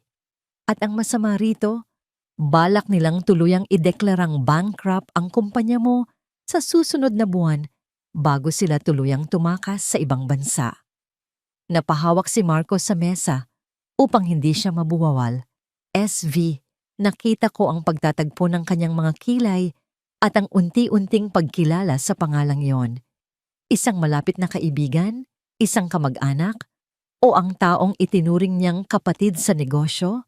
Ang bawat tagumpay na ipinagdiriwang namin ngayong gabi ay tila ba naging isang malaking biro. Ma, bulong ni Marco. Ang kanyang boses ay puno ng pait. Wala na. Maaring mawala ang lahat sa akin. Lumapit ako sa kanya at hinawakan ang kanyang mukha. Sa kauna-unahang pagkakataon, hindi ako ang matandang hiningi ng awa, kundi ang inang nagbibigay ng lakas. Hayaan mong mawala ang pera, Marco. Huwag mo lang hayaang mawala ang iyong sarili. Ang yaman ay nababawi, pero ang kapayapaan ng loob ay hindi mo mabibili kahit gaano pa karaming bilyon ang meron ka. Tumalikod ako at naglakad patungo sa aking kwarto. Kinuha ko ang isang maliit na bag na gawa sa tela. Ang bag na dala ko noong lumuwas ako mula sa probinsya. Hindi ko kinuha ang mga mamahaling damit o alahas na ibinigay nila sa akin. Ang kinuha ko lang ay ang lumang larawan naming mag-asawa, ang aking rosaryo at ang maliit na foil na may lamang hita ng manok na itinago ko para kay JR kagabi. Habang naglalakad ako palabas ng mansyon, nararamdaman ko ang bawat hakbang ko na tila ba bumibitaw sa isang mabigat na tanikala. Ang malamig na hangin ng madaling araw ay humalik sa aking balat. Nagbibigay ng isang kakaibang ginhawa na matagal ko nang hindi nararamdaman. Sa may gate, napatigil ako nang makita ang isang sasakyan na nakatigil sa dilim. Isang lalaki ang lumabas mula rito. Hindi ko aninag ang kanyang mukha sa anino ng mga puno, ngunit ang kanyang tindig ay pamilyar. Althea, tawag ng lalaki. Ang kanyang boses ay mababa at puno ng misteryo. Akala mo ba ay natapos na ang lahat sa pag-alis ni Marites? Hindi mo pa kilala kung sino ang tunay na kalaban. Nanigas ang aking buong katawan. Sino ang lalaking ito? At bakit niya alam ang aking pangalan sa paraang tila ba matagal na kaming magkakilala? Ang bawat hakbang ko patungo sa kalayaan ay tila ba binabakuran muli ng isang bagong panganib na hindi ko pa kayang arukin na kakaabaki. Ang bango ng ginisang bawang at sibuyas ay dahan-dahang humahalimuyak sa loob ng maliit na silid na ito. Isang amoy na matagal nang hindi ko naramdaman nang walang kasamang kaba sa aking dibdib. Wala rito ang malamig na marmol ng mansyon ni Marco. Wala rin ang mga matatayog na kisame na tila ba sumasakal sa aking bawat hininga. Ang apartment na ito sa isang payak na sulok ng lungsod ay maliit. Ang mga pader ay may mga bakas ng lumang pintura at ang bintana ay nakadungaw sa isang makipot na eskinita kung saan naririnig ang tawanan ng mga batang naglalaro at ang malayong ingay ng mga sasakyang dumadaan. Ngunit sa bawat sulok ng 10 metrong parisukat na ito, nararamdaman ko ang isang bagay na matagal nang ninakaw sa akin, ang kalayaan. Ipinikit ko ang aking mga mata habang hinahalo ang niluluto kong ginataang kalabasa at sitaw. Ang tunog ng kumukulong gata sa ibabaw ng maliit na kalan ay tila isang oyayi na nagpapakalma sa aking pagkatao. Dito, ako ang reyna ng sarili kong maliit na kusina. Walang manugang nasisigaw sa akin. Walang mapanghusgang tingin na magsasabing ang aking luto ay amoy basura. Sa kauna-unahang pagkakataon, sa loob ng maraming taon, ninanamnam ko ang lasa ng sarili kong pag-aaruga nang walang pait ng luha. Napatigil ako sa paghalo nang muling sumagi sa aking isipan ang mukha ng lalaking hinarang ako sa labas ng mansyon kagabi. Ang kanyang mga salita ay tila isang malamig na anino na pilit humahabol sa aking bagong simula. Sino ang tunay na kalaban? Sino ang tinutukoy niyang SV na balak pabagsakin ang aking anak? Binuksan ko ang aking maliit na pitaka at binilang ang aking natitirang pera. Kakarampot na lamang ito, sapat na marahil para sa isang linggong pagkain at upa. Ngunit sa halip na matakot, naramdaman ko ang isang kakaibang alab sa aking puso. Hindi ako pwedeng habambuhay na magtago sa dilim. Kung ang aking anak ay nasa panganib, kailangan kong maging malakas, hindi bilang isang pabigat, kundi bilang isang inang handang maging katuwang. Isang mahinang pagkatok sa pintuang gawa sa kahoy ang pumutol sa aking malalim na pag-iisip. Dahan-dahan kong binuksan ang pinto at bumungad sa akin ang pamilyar na mukha ni Aling Lourdes. May dala itong isang plastik ng sariwang pandesal at isang ngiting tila ba nagbibigay ng init sa malamig na umaga. Althea, napadaan lang ako para tignan kung ayos ka na rito. Wika ni Lourdes habang inilalapag ang dala niya sa aking maliit na mesa. Amoy na amoy ko ang luto mo hanggang sa labas. Tila ba bumalik ang alaala ko nung mga dalaga pa tayo sa probinsya. Napangiti ako ng tapat, isang ngiti na umabot sa aking mga mata. Salamat Lourdes, dito, kahit maliit, parang nakakahinga na ako ng maluwag. Naupo kami at nagsimulang kumain. Habang ninanamnam namin ang init ng gata, napansin ni Lourdes ang aking nanginginig na mga kamay, hindi dahil sa takot, kundi dahil sa pagod ng paglilinis ng buong silid mula kaninang madaling araw. Althea, sa sarap ng luto mo, sigurado akong dudumugin ka ng mga tao rito kung magbubukas ka ng kahit maliit na karinderya. Mungkahi ni Lourdes. Maraming nagtatrabaho sa malapit na opisina na naghahanap ng pagkaing tila luto ng isang ina. Iyong hindi lang basta nakakabusog, kundi may kasamang pagmamahal. Isang mitya ng pag-asa ang biglang nagliyab sa aking kalooban. Lutong ina. Iyan ang tanging bagay na hindi kayang nakawin ni Marites o ng kahit sinong SV mula sa akin. Ang aking kakayahan na magbigay ng ginhawa sa pamamagitan ng pagkain. Sa maliit na puwang na ito, sa harap ng aking apartment, maaari akong magsimula. Hindi ko kailangan ng milyones ni Marco. Ang kailangan ko lang ay ang aking mga kamay na dati nang humubog ng kapalaran mula sa wala. Dahan-dahan akong tumayo at lumapit sa bintana. Tiningnan ko ang sikat ng araw na dahan-dahang tumatagos sa mga gusali, nagbibigay ng gintong kulay sa mga bubong na yero. Sa sandaling iyon, hindi ko na nakikita ang aking sarili bilang isang biktima. Nakikita ko ang isang babaeng muling isinisilang mula sa abo ng pagtatraydor. Ngunit habang tinititigan ko ang eskinita sa ibaba, napatigil ang aking hininga. Isang itim na sasakyan ang nakatigil sa dulo ng kalsada. Ang mga bintana nito ay madilim at tila ba. Ang kaba na akala ko ay naiwan ko na sa mansyon ay muling gumapang sa aking batok.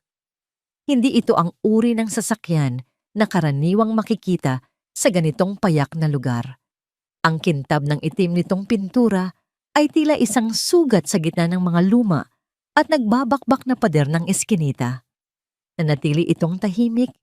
Ang makina ay hindi gumagawa ng ingay, ngunit ang presensya nito ay tila isang mabigat na kamay na nakadagan sa aking hininga. Althea, bakit tila nakakita ka ng multo? Untag ni Lourdes habang lumalapit din sa bintana upang tignan ang aking tinitingnan. Naramdaman ko ang paghigpit ng hawak ko sa dulo ng kurtina. Iyong sasakyan, Lourdes, kanina pa ba yan dyan? Sumulyap si Lourdes sa ibaba at agad ding napakunot ang noo. Ngayon ko lang nakita yan. Siguro ay may naligaw na mayamang kliyente sa kabilang kalye. Huwag mo nang pansinin, kumain na tayo. Sinubukan kong ibaling ang aking atensyon sa pagkain, ngunit ang bawat subo ko ay tila tuyong buhangin sa aking lalamunan. Hindi nagtagal, nakita namin ang pagbukas ng pinto ng sasakyan. Isang lalaki ang lumabas. Hindi siya ang misteryosong lalaki kagabi. Mas bata ito. Nakaunipormeng tila isang driver o bodyguard at may dalang isang maliit na puting sobre. Dire-diretso ang kanyang lakad patungo sa aming gusali. Narinig namin ang mabibigat na hakbang sa hagdanang gawa sa semento. Bawat tunog ay tila isang paalala na ang mundo ni Marco ay pilit akong hinahabol kahit saang sulok ako magtago. Tumigil ang mga hakbang sa tapat mismo ng aking pinto. Isang formal na pagkatok ang bumasag sa katahimikan. Dahan-dahan kong binuksan ang pinto. Inabot ng lalaki ang sobre nang walang anumang ekspresyon sa kanyang mukha. Para kay Madam Althea, mula po sa kumpanya. Bago ko pa man siya matanong, tumalikod na siya at mabilis na bumaba. Binuksan ko ang sobre nang may nanginginig na mga daliri. Inasahan ko ang isang sulat mula kay Marco, isang pakiusap na bumalik na ako. Ngunit ang laman ng sobre ay hindi sulat. Ito ay isang litrato, isang lumang litrato ko noong kabataan ko, habang karga-karga ko ang sanggol na si Marco sa gitna ng palayan. Sa likod nito, may nakasulat sa pulang tinta. Ang bawat utang ay may kabayaran. Hindi lang si Marites ang may nakatagong lason. Tanungin mo ang iyong anak. Tungkol sa proyekto ng SVI, nabitawan ko ang litrato. Ang aking puso ay tila isang ibon na pilit kumakawala sa aking dibdib. Ang sikat ng araw sa labas ay biglang naglaho, napalitan ng isang malamig na pagkilabot. Althea, anong nangyayari? Ano ang nakasulat? Tanong ni Lourdes habang pinupulot ang litrato. Hindi ako makasagot. Ang kakarampot na kapayapaan na aking binuo ngayong umaga ay gumuho sa isang iglap. Sino ang taong ito na tila alam ang bawat detalye ng aking nakaraan? At ano ang kinalaman ng aking inosenteng anak sa isang proyektong tila nagdadala ng sumpa? Sa sandaling iyon, naramdaman ko ang isang matinding panghihina. Ngunit kasabay nito, ang imahe ng aking anak na si Marco, ang batang nasa litrato na nangako sa akin na aalis kami sa hirap, ay nagbigay sa akin ng isang bagong uri ng determinasyon. Kung ang aking anak ay naliligaw sa isang madilim na landas na hindi ko alam, ako ang magiging tanglaw niya. Lourdes, tawag ko. Ang aking boses ay naging matatag at puno ng apoy. Tulungan mo akong maghanap ng mga gamit para sa karinderya. Kailangan kong magkapera. Ngayon din. Bakit, Althea? Ano ang balak mo? Tinitigan ko ang litrato sa sahig. Hindi ako papayag na ang nakaraan ay maging dahilan ng pagbagsak ng kinabukasan ng anak ko. Kung kailangan kong harapin ang demonyong nagngangalang SV, gagawin ko. Pero gagawin ko ito sa sarili kong paraan. Habang naghahanda kami ni Lourdes, isang tawag ang pumasok sa aking lumang cellphone. Ang pangalan sa screen ay sapat na upang muli akong mapatigil. Marco. Ma! Ang boses ni Marco sa kabilang linya ay basag na basag. Tila ba galing ito sa isang taong nasa bingit ng kamatayan. Ma, kailangan ko po kayo. Nawawala si JR. Kinuha siya ni Marites at hindi ko alam kung nasaan sila. Ang mundo ko ay tuluyang huminto. Ang aking apo. Ang tanging anghel sa gitna ng impyernong aming kinalalagyan. Ang hapdi ng pagkakatulak sa akin ni Marites ay wala pa sa kalingkingan ng sakit na naramdaman ko nang marinig ang balitang iyon. Marco, makinig ka sa akin. Sigaw ko. Ang boses ko ay umalingaw-ngaw sa maliit na silid. Huwag kang gagawa ng anumang hakbang ng mag-isa. Darating ako. Ibinaba ko ang telepono at mabilis na kinuha ang aking panyo. Ang unang butil ng pag-asa na aking naramdaman kanina ay naging isang naglalagablab na galit. Hindi lang ito tungkol sa pera o sa kumpanya. Ito ay tungkol sa dugo ng aking dugo. At sa pagkakataong ito, hindi lang ako isang matandang api. Ako ay isang inang handang pumatay para sa kanyang pamilya. Wala na si JR, ma. Kinuha siya ni Marites at hindi ko alam kung nasaan sila.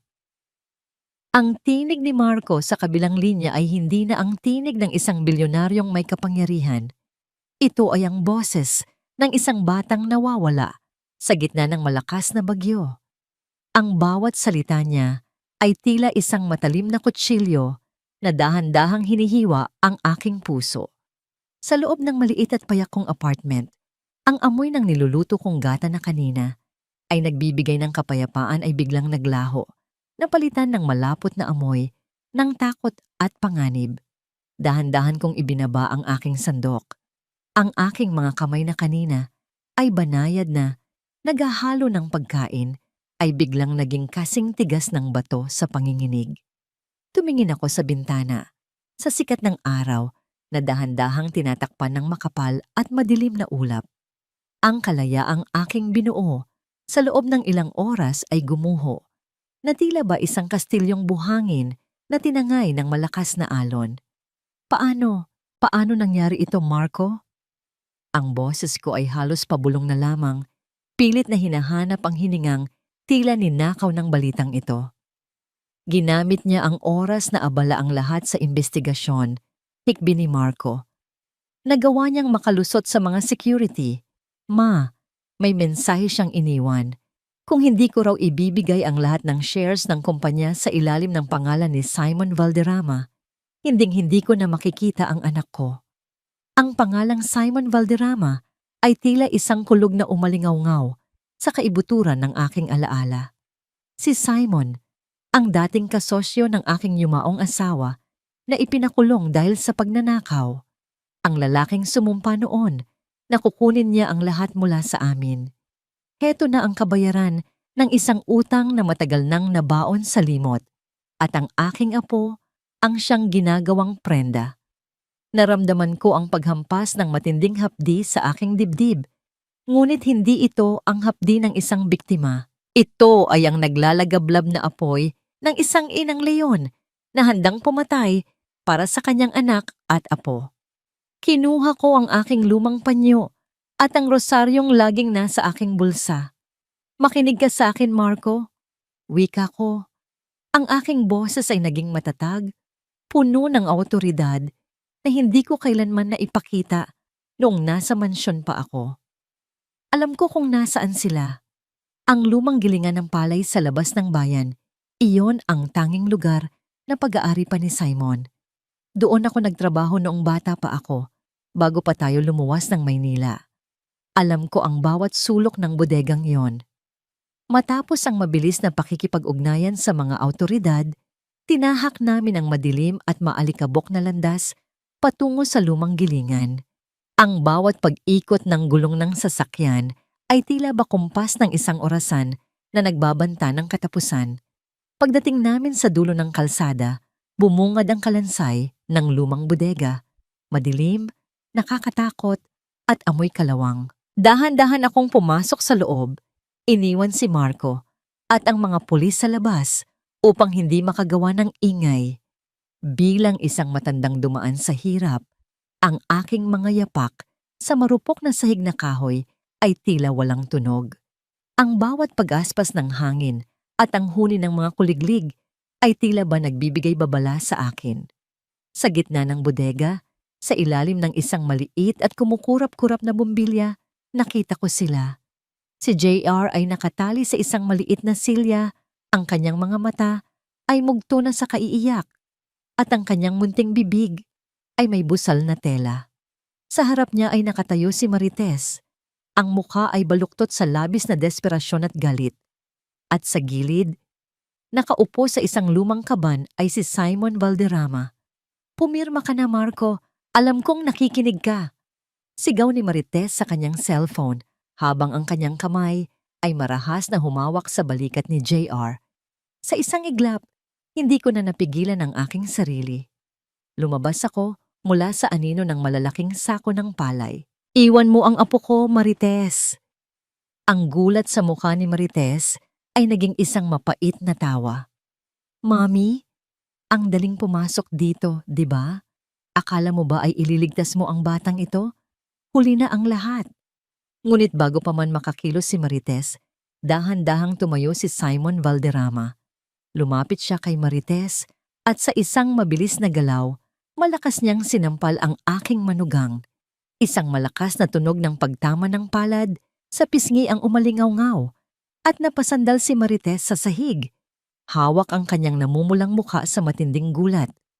"Simon, bakit mo ginawa yon?" Hiyaw ni Marites. "Dahil wala kang silbi," malamig na tugon ni Simon. "Akala mo ba ay kailangan ko ang isang tulad mong traidor? Ginamit lang kita para makuha ang atensyon ni Marco. At ngayong narito na ang kanyang ina, mas malakas na armas ang hawak ko." Lumingon si Simon sa akin. Ang kanyang mga mata ay kasing lamig ng kamatayan. "Althea, matagal na kitang hinihintay. Kung gusto mong makitang humihinga pa ang apo mo, tawagan mo ang anak mo. Sabihin mo sa kanyang pumasok dito ng mag-isa o magsasagawa ako ng isang sakripisyong hinding-hindi nyo malilimutan." Naramdaman ko ang pagbilis ng tibok ng aking puso na tila ba isang tambol na naghahatid ng babala. Sa pagitan ng desperasyon ni Marites, ng kasamaan ni Simon, at ng takot sa mga mata ni Jer, isang tanong ang pilit na humahabol sa aking isipan. Sa dinami-dami ng bagyo na sinuong ko para sa pamilyang ito, bakit kailangan pang dumanak ang dugo bago mahanap ang kapayapaan? Ang bawat yabag ni Marco sa tuyong lupa sa labas ng bodega ay tila ba naririnig ko sa kailaliman ng aking kaluluwa. Ang tunog ng kanyang mga sapatos sa magaspang na semento ay mabigat at puno ng pag-aalinlangan. Bawat hakbang ay isang sakripisyo para sa aming kaligtasan. Pumasok siya sa loob ng gilingan, ang kanyang anyo ay nababalot ng anino. Ngunit ang liwanag ng munting bumbilya ay sapat na upang ipakita ang gumuho niyang anyo. Wala na ang makapangyarihang bilyonaryo. Ang nasa harap namin ay isang lalaking handang ibigay ang lahat, maging ang kanyang huling hininga para sa kanyang ina at anak. Nandito na ako, Simon. Ang boses ni Marco ay mababa. May bahid ng pait at pagod. Bitawan mo sila. Ang kumpanya ang gusto mo, hindi ba? Narito ang mga dokumento. Pirma ko na lang ang kulang.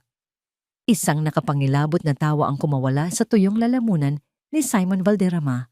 Dahan-dahan siyang tumayo. Hawak ang isang matalim na bagay na kumikinang sa ilalim ng ilaw. Lumapit siya sa akin at itinutok ang talim sa aking leeg. Dahilan upang mapahinto si Marco sa kanyang paghakbang, naramdaman ko ang malamig na bakal sa aking balat. Ngunit ang mas matinding lamig ay nagmumula sa mga mata ni Simon.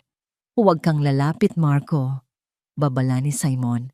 Isang maling galaw mo at makikita mo kung paano ko tatapusin ang buhay ng inang labis mong pinoprotektahan. Ibigay mo ang folder kay Marites. Lumingon kami kay Marites na hanggang ngayon ay nakasalampak sa sahig. Ang pisngi ay namamaga pa rin mula sa sampal ni Simon. Ang kanyang mga mata ay puno ng kalituhan at pagsisisi, hindi dahil sa amin, kundi dahil sa pagkakatanto niya na siya ay isa lamang kasangkapan na itinapon matapos pakinabangan. Nanginginig ang kanyang mga kamay habang inaabot ang folder mula kay Marco. Hon, Marco, patawarin mo ako. Hikbi ni Marites. Ang boses niya ay halos hindi na lumalabas sa lalamunan. Hindi ko akalaing hahantong sa ganito. Akala ko ay para sa atin ang ginagawa ko. Tumahimik ka, Marites! Sigaw ni Marco. Ang kanyang galit ay tila isang apoy na pilit niyang sinusupil. Huwag mong gamitin ang salitang patawad matapos mong saktan ang nanay ko at itaya ang buhay ng anak natin. Ibigay mo na ang folder kay Simon. Habang abala sila sa pagpapalitan ng mga dokumento, naramdaman ko ang munting kamay ni JR. Napilit na kumakalas sa kanyang pagkakatali sa likuran ko. Sa gitna ng tensyon, nakahanap ako ng lakas. Tiningnan ko si Simon ng diretso sa mata. Hindi bilang isang biktima, kundi bilang ang babaeng nagbungkal ng lupa at humarap sa lahat ng bagyo sa probinsya. Simon! Wika ko, ang aking boses ay hindi nanginginig. Akala mo ba ay mananalo ka? Ang bawat sentimong ninakaw mo sa amin ay may kapalit na sumpa.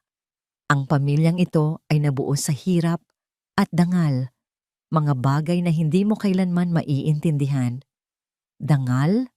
Tawa ni Simon, habang mas lalong idinidiin ang talim sa aking leeg.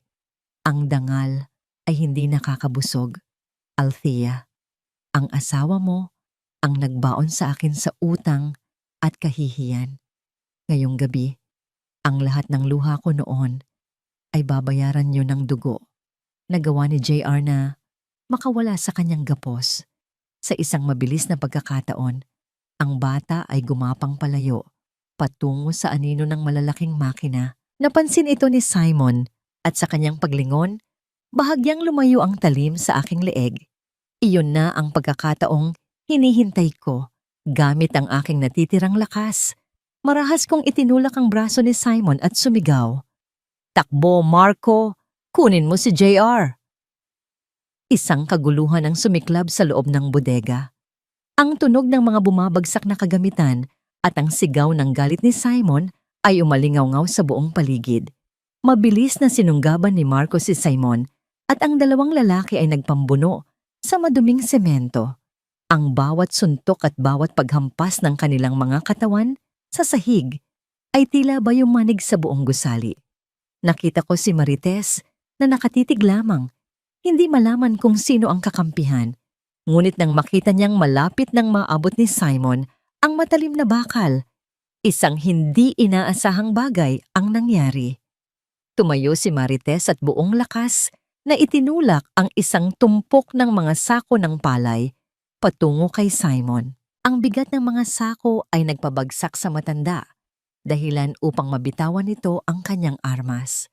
Marco, umalis na kayo. Sigaw ni Marites. Ang kanyang mga mata ay nagtagpo sa akin. Isang tingin na puno ng huling pakiusap ng isang inang nagising sa kanyang sariling kasamaan. Nakuha ni Marco si JR at binuhat ito ng mahigpit. Mahalina kayo. Tumakbo kami patungo sa pintuan. Ngunit bago pa kami makalabas, isang malakas na tunog ng pagkabasag ng salamin ang narinig mula sa likuran. Si Simon, sa kanyang huling desperasyon, ay nagawang maghagis ng isang lamparang may gasera patungo sa mga sako ng bigas. Sa isang iglap, ang apoy ay mabilis na kumalat, kinakain ang tuyong kahoy at ang mga alikabok sa loob ng bodega. Ang amoy ng usok at ang init ng naglalagablab na apoy ay agad na bumalot sa amin. Ang bawat hininga namin ay tila ba napapalitan ng abo. Napatingin ako sa likuran at nakita ko si Marites na naipit ang paa sa ilalim ng mga bumagsak na sako, habang si Simon ay tila wala nang pakialam sa apoy at patuloy na sinusubukang abutin ang folder ng mga dokumento na nasa gitna ng alab. Marites! Sigaw ni Marco. Napatigil siya sa pagtakbo. Sa kabila ng lahat ng sakit, nakita ko ang pag-aalinlangan sa kanyang mga mata. Hindi niya kayang iwan ang ina ng kanyang anak sa gitna ng apoy. Iligtas mo ang anak ko, Marco. Iligtas mo si Mami. Hiyaw ni Marites mula sa gitna ng umuusok na bodega. Patawarin niyo ako. Patawad. Ang bubong ng lumang gilingan ay nagsimula. Nang gumuho, ang mga baga ay dahan-dahang nahuhulog na parang mga bituin ng kamatayan. Isang matinding pagpili ang kailangang gawin sa loob ng ilang segundo. Ang bawat patak ng pawis at luha namin ay tila ba naglalaho sa tindi ng init. Sino ang maililigtas sa gitna ng impyernong ito? At hanggang saan ang kayang isakripisyo ng isang inang tulad ko para sa kaligtasan ng lahat, kahit na ang taong nanakit sa akin ay nangangailangan din ng huling pagkakataon? Ang bawat hininga ko ay tila ba humihigop ng nagbabagang abo. Ang init ng paligid ay hindi na lamang dumadampi sa aking balat. Ito ay tila ba nanunuot na sa aking mga baga, isang malupit na paalala na ang bawat segundong lumilipas ay isang hakbang papalapit sa kamatayan. Sa gitna ng sumasayaw na kulay kahel at pulang apoy, nakita ko ang aking anak na si Marco, nakatayo sa gitna ng naglalagablab na pasilyo, mahigpit na yakap si JR sa kanyang dibdib, habang ang kanyang mga mata ay nakapako sa kinalalagyan ni Marites. Si Marites, ang babaeng minsang sumira sa aking katahimikan, ay nakahandusay sa ilalim ng mabibigat na sako ng palay na nagsisimula na ring lamunin ng apoy. Ang kanyang marangyang damit ay punit-punit na at nabahira ng itim na uling. Wala na ang kanyang kapalaluan. Ang tanging natitira ay ang isang inang sumisigaw ng pagsisisi sa gitna ng impyerno. Marco, isama mo na si Mami. Iligtas mo ang anak ko. Ang hiyaw ni Marites ay naging isang paos na tinig sa gitna ng ingay ng gumuho na bubong. Huwag mo na akong isipin. Karapat-dapat lang ito sa akin. Naramdaman ko ang panginginig ng aking mga tuhod, hindi dahil sa bigat ng aking katawan, kundi dahil sa bigat ng aking nararamdaman. Tiningnan ko si Marco. Nakita ko ang pakikipagbuno sa kanyang kalooban, ang galit ng isang asawang niloko laban sa tungkulin ng isang taong may busilak na puso. Isang malaking piraso ng nasusunog na kahoy ang bumagsak sa pagitan nila. Lumikha ng isang pader ng apoy na naghihiwalay sa kaligtasan at sa kapahamakan. Ma, ilabas niyo na po si JR, sigaw ni Marco. Ang kanyang boses ay puno ng determinasyon. Susubukan ko siyang abutin. Hindi, Marco, mapanganib. Ang aking sigaw ay nilamon ng tunog ng naglalagablab na kahoy. Ngunit bago pa makakilos si Marco, nakita namin si Simon Valderrama. Ang matanda ay tila nabaliw na. Sa halip na tumakas, pilit niyang ginagapang ang nag-aapoy na folder ng mga dokumento sa gitna ng sahig. Ang kanyang mga kamay ay nasusunog na. Ang amoy ng nadedeliryong laman ay humahalo sa usok. Ngunit ang kanyang mga mata ay nananatiling nakapako sa kapirasong papel na sa tingin niya ay susi ng kanyang tagumpay. Akin ito! Akin ang lahat ng ito! Ang boses ni Simon ay tila galing sa ilalim ng lupa, puno ng puot at kasakiman hanggang sa huling sandali. Isang malakas na pagyanig ang naramdaman namin nang tuluyang gumuho ang gitnang bahagi ng bodega, direkta sa kinalalagyan ni Simon. Hindi na siya nakasigaw. Ang kanyang kasakiman ay naging sarili niyang kabaong sa ilalim ng mga nagbabagang guho. Sa isang sandali, naglaho ang anino ng taong naging mitya ng aming paghihirap. Ngunit ang panganib para sa amin ay hindi pa tapos. Sa gitna ng usok, dahan-dahan kong nilapitan si Marites. Ang sakit sa aking balakang ay tila ba kinalimutan ng aking katawan. Hinawakan ko ang isang kahoy na maaring gamiting panungkit upang maalis ang ilang sako na nakadagan sa kanya. Mami, bakit? Bulong ni Marites nang makita niya akong nagpupumiglas na tulungan siya. Ang kanyang mga luha ay gumuguhit ng malinis na landas sa kanyang madungis na pisngi. Pagkatapos ng lahat, bakit niyo pa ako tinutulungan? Dahil kahit gaano mo ako sinaktan, Marites, ikaw pa rin ang ina ng aking apo. Sagot ko, ang aking boses ay mahinahon sa gitna ng kaguluhan at hindi ko hahayaang lumaki si JR na ang huling alaala sa kanyang ina ay ang apoy na ito. Magtulungan tayo. Sa tulong ni Marco, na mabilis na naglapag kay JR sa isang ligtas na distansya sa labas ng pinto, nagawa naming itaas ang huling sako na nakadagan sa paa ni Marites. Ang bawat paghatak namin ay may kasamang panalangin.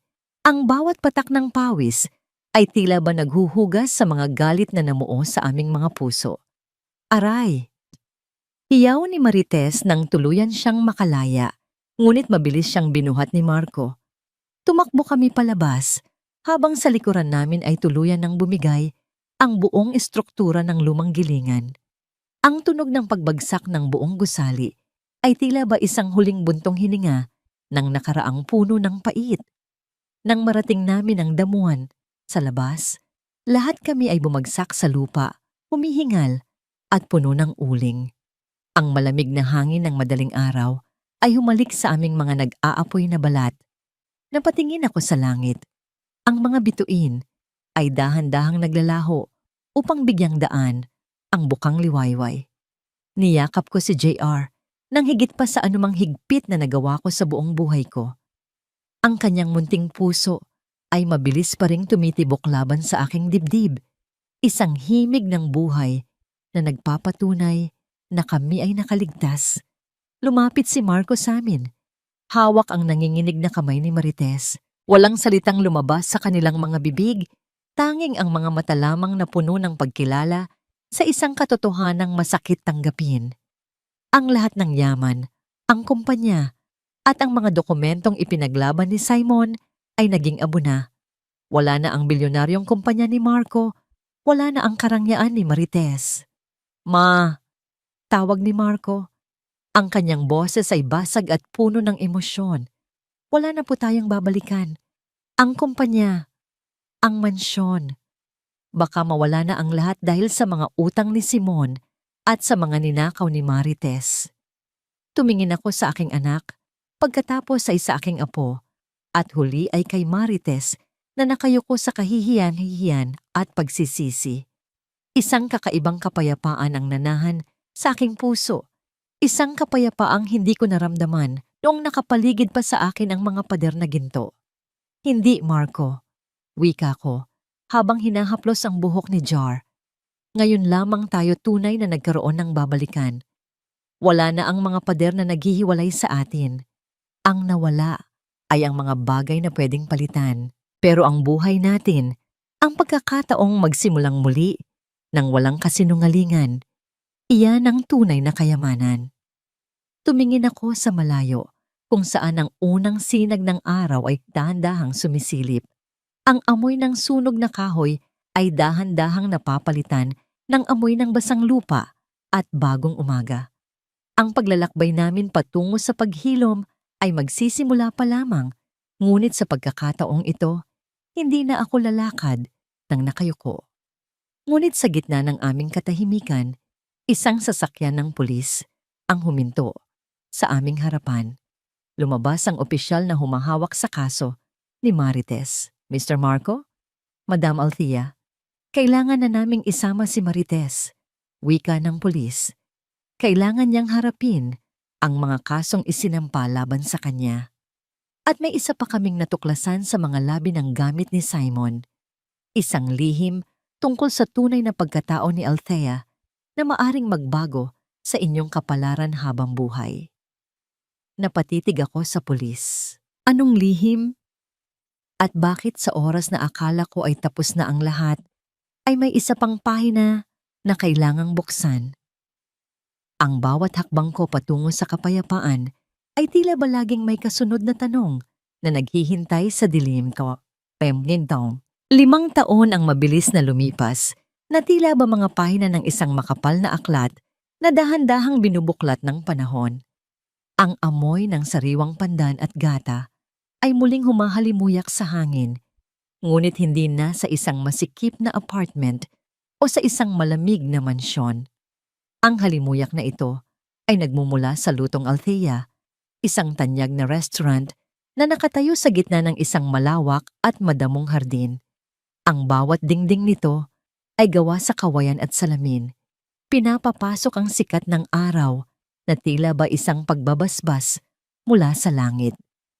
Nakatayo ako sa harap ng malaking bintana, pinagmamasdan ang aking mga kamay. Mayroon pa ring mga bakas ng kulubot, ngunit wala na ang panginginig ng takot. Ang mga kamay na ito, na dati ay pinagkaitan ng pagkain at dignidad, ngayon ay siyang nagpapakain sa daan-daang tao araw-araw. Ang aking tagumpay ay hindi nanggaling sa mana ni Simon o sa yaman ni Marco. Ito ay nanggaling sa bawat butil ng pawis na ibinuhos ko habang muling binubuo ang aking buhay mula sa wala. Ang lihim na ibinunyag ng pulis noon ay naging huling susi ng aming kaligtasan. Natuklasan na ang lupang kinatatayuan ng lumang gilingan ay orihinal na pag-aari ng aking mga magulang na ninakaw lamang ni Simon sa pamamagitan ng huwad na dokumento. Ang lupang iyon ang naging pundasyon ng aking bagong negosyo. Ngunit higit sa material na bagay, ang tunay na revelasyon ay ang aking pagkatao na ako ay hindi isang biktima, kundi isang mandirigmang hindi kayang talunin ng anumang apoy. Lola, ang dami pong tao sa labas. Hinahanap po kayo. Ang boses ni J.R. ay pumutol sa aking malalim na pag-iisip.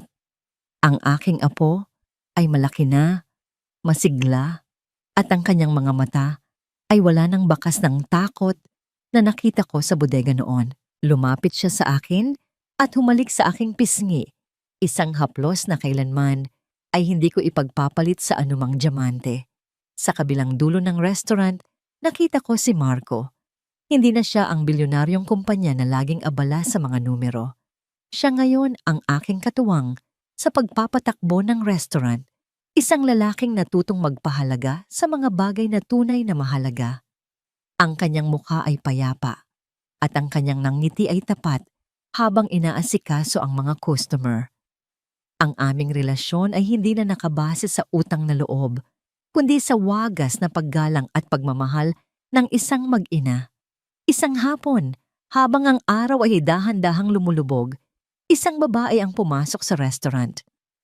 Nakasuot siya ng payak na puting damit, malayo sa mga makinang na gown na dati niyang ipinagmamalaki, si Marites. Kalalaya lamang niya mula sa piitan matapos pagsilbihan ang kanyang parusa. Ang kanyang mukha ay humpak na, wala na ang kislap ng kayabangan sa kanyang mga mata, at ang bawat guhit sa kanyang noo ay bakas ng matinding pagsisisi. Huminto ang lahat sa loob ng restaurant.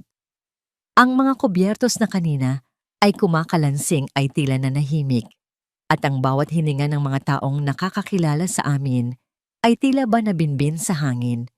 Dahan-dahang lumapit si Marites sa aming hapag, Nakita ko ang pag-igting ng panga ni Marco, ang kanyang mga kamay ay nakakuyom sa ilalim ng mesa. Ngunit bago pa siya makapagsalita, hinawakan ko ang kanyang braso, isang tahimik na paalala na ang apoy ng galit ay matagal na nating inapula. Mami, Marco, ang boses ni Marites ay tila isang tuyong dahon na dinala ng hangin, paos at puno ng pangungulila. Hindi ko po inaasahang tatanggapin niyo ako rito. Gusto ko lang humingi ng tawad ng personal. Alam kong walang sapat na salita para burahin ang lahat ng ginawa ko. Yumuko siya ng malalim. Ang kanyang mga balikat ay nayayanig sa tahimik na paghikbi. Hindi ito ang iyak ng isang taong nag-idrama para kaawaan. Ito ay ang iyak ng isang kaluluwang nahanap ang kanyang sarili sa gitna ng pagkawasak. Tumingin ako kay JR. Ang aking apo ay nakatitig sa kanyang ina, may halong takot at pag-aalangan. Pagkatapos, tumingin ako kay Marites.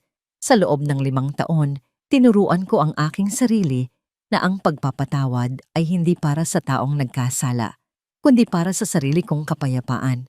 Maupo ka, Marites, mahinahon kong wika.